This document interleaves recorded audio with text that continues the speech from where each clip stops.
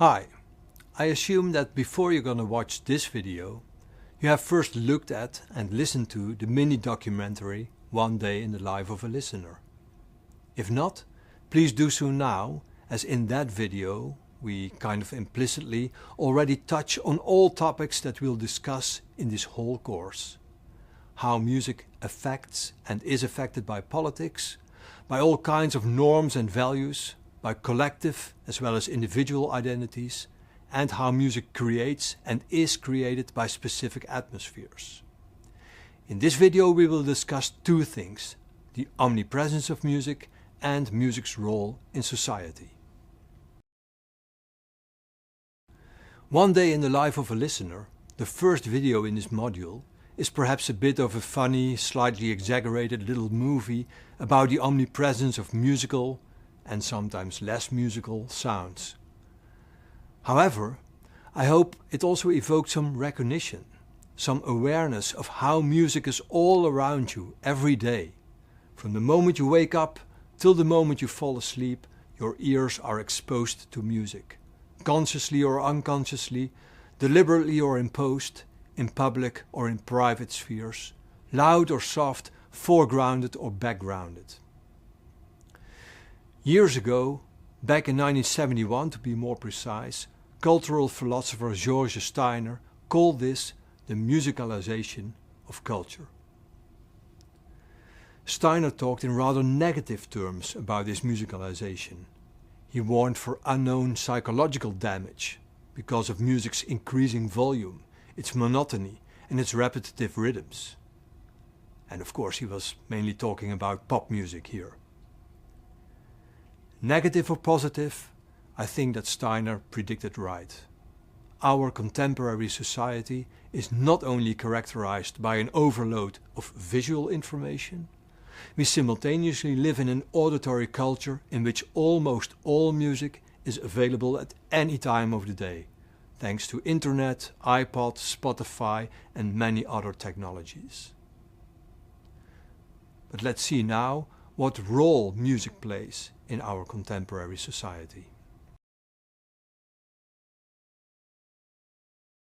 I already said that this musicalization of culture has partly become possible because of all kinds of more and less recent technological developments. iPod, internet, Spotify, new, cheaper and smaller devices, etc. Listening to music is most often made available by technology. Listening takes place through these services and devices, contrary to previous centuries when people had to go to concerts to experience music. Besides technological developments, other societal aspects do influence the way music is produced, distributed and listened to. A society's economic, social and political situation, as well as its norms and values, also have an influence on which music we can listen to and how, where and when we can experience it. A prosperous or poor society, an open or restrictive political system, a social homogeneous or heterogeneous community, this all influences our encounters with music. However, and this is an important issue, the fact that music depends on technological, economic and social developments does not mean that it is simply and solely an effect or result of these developments. As we will see as we progress through the lectures, music plays an active and dynamic role in the formation of a society. Each society is constituted by and through many different practices, and music is one of them. Hence we could say that music co-creates our society. Through music we get certain experiences. Bach's Matthew Passion might evoke religious or spiritual feelings. Music gives us access to specific emotions, from sad to pleasant ones. It influences our behavior. Think of how DJs can make us dance. It can express and distribute certain ideas about politics, about gender, about sexuality, about religion, etc. It can create communities, but also destroy them as we will see in the module on music and identity. Precisely in this way, music plays an important role in our society, either positive or negative. But there's more. Music influences our daily lives, even though this influence often goes unnoticed. Let's go back to our video One Day in the Life of a Listener once more. Our main character wakes up with music. In a way, the music is controlling his daily rhythm, telling him he has to get up in order to be at work or at school in time.